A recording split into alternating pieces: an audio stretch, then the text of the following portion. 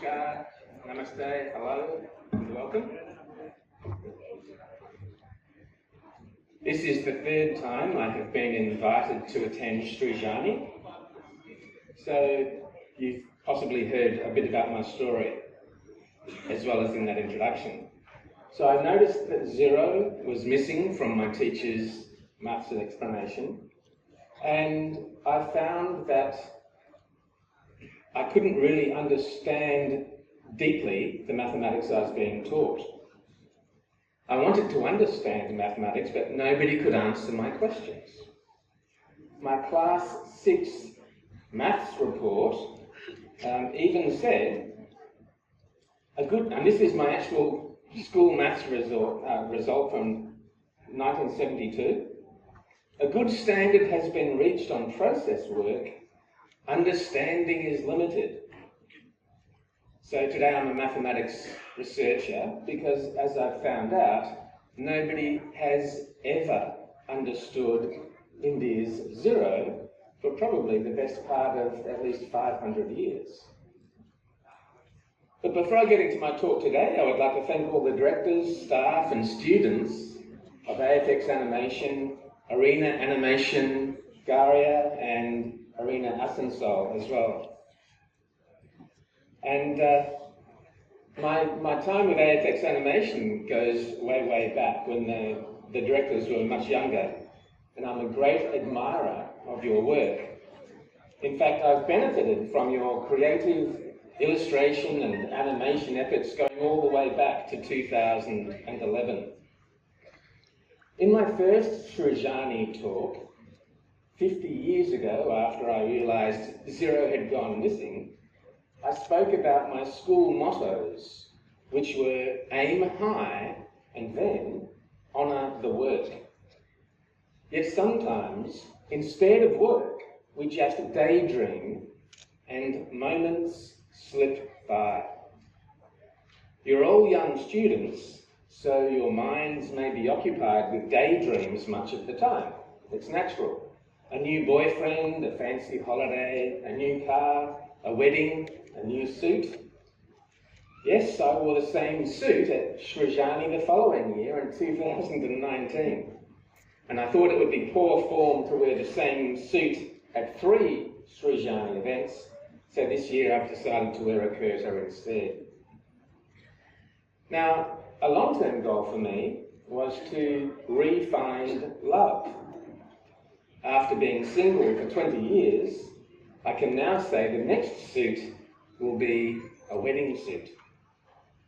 Now those goals are all important, yet believe me, you will also have your fair share of nightmares too. So my talk today is how to fight nightmares with daydreams. So ideally, what could come before aiming high and working hard? Well, it's a dream. Now, to me, a dream job isn't just one that pays well or has short hours. A dream job is literally one that will keep you awake at night so you can work towards a dream. So I want to talk to you about dreams, big dreams. But first, let me tell you about my first real nightmare back in 1983. My first worst nightmare unfolded on the morning of the 18th of March, 1983. I was in hospital staring at a truth no one should ever have to face. I was told that if I moved, I would probably never walk again. So as I lay on that cold hospital trolley, immobilised by fear and writhing in pain, I was denied even the comfort of painkillers until x-rays had been done. My body was trapped, but my mind fought back. In the depths of that nightmare, I reached for something stronger than pain and stronger than fear. I reached for a dream and I prayed to the universe for a deal. a promise, a pact with fate itself. End this nightmare, let me walk again, and let me have children, and I will dedicate my life to a dream. I will change how the Western world teaches mathematics. The universal God I prayed to gave me my miracle gift. I regained my health and walked. So in 1987, I quit my job to start researching maths and tutoring students. I became a man on a mission, pursuing a seemingly impossible dream. I would give God a fixed explanation of elementary mathematics. So I transformed my previous frustration and failure to deeply understand maths into an internal fire. But little did I know that it would become a fire that would burn bright enough to illuminate classrooms and empower children to love and master mathematics. So I walked, and I became a father to James, who is now a father of 2. So I'm a grandfather. My boys loved maths and excelled at maths. The baby in this picture achieved a PhD spanning maths, physics and chemistry. And today, that baby, Jared, is a mathematics teacher, and today is his birthday. So happy birthday to Jared.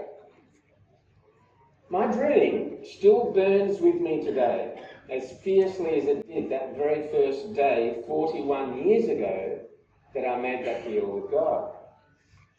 But today, I'm not here just to talk about my dream, I'm here to talk about yours. So, dreams, I believe, are the compass of our souls.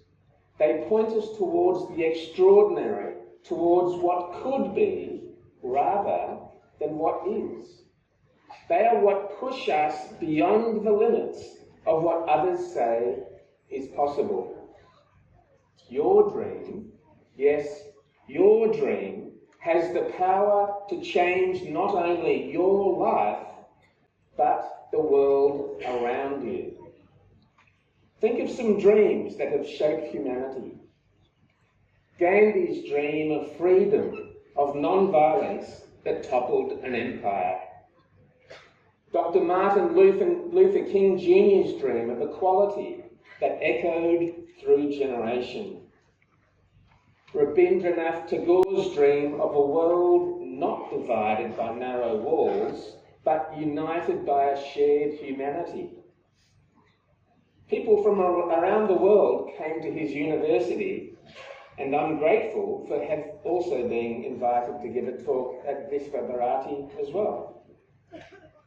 What about an American president, JFK, who in 1962 spoke of a dream of sending a man to the moon and back before the decade was to end?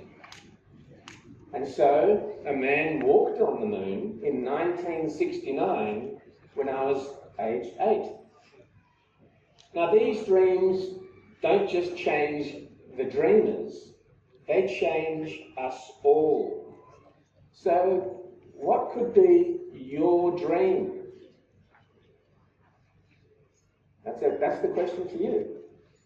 Let me tell you something about big dreams. They're not easy. They will test you. They will humble you. And they will demand sacrifices you never thought you could make. But any pain of pursuing your dream is far smaller than the regret of a dream unfulfilled. Your nightmares, those moments when life feels unbearably hard, are not your end. They are your beginnings. Now, I have faced nightmares. I have faced the medical crisis, the death of a child, the loss of love, the loss of a job, the loss of parents, and the loss of health. And yet, do you know what my greatest nightmare really is? It's not death, and it's not loss. It's regret. It's the thought of letting my dream die without giving it everything I have. You see, life isn't measured by trophies, accolades, or even achievements, although they are nice to receive, and many people are receiving them here tonight. But life is measured by the pursuit, the journey, the passion, and the resilience to keep going. Even when every aspect of the common sense of other people is telling you to stop. So, how do you hold on to a dream? Well, here are some ideas. Idea 1.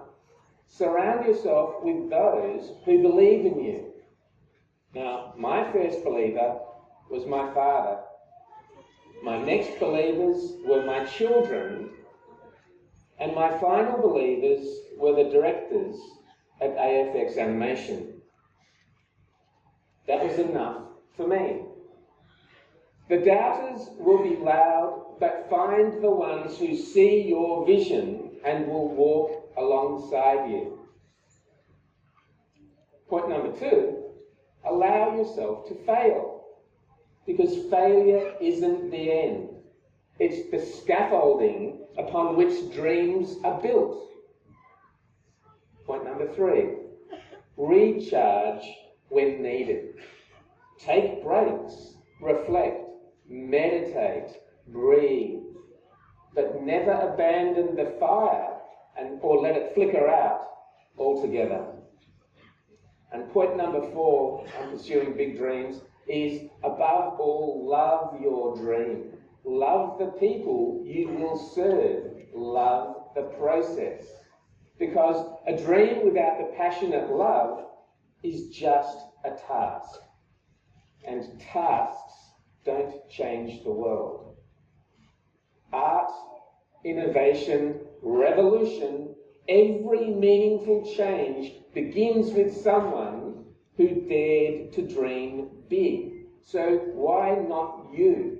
Why not dare to dream big? So, what could make you proud of the life you've lived? It won't be the days of ease or comfort.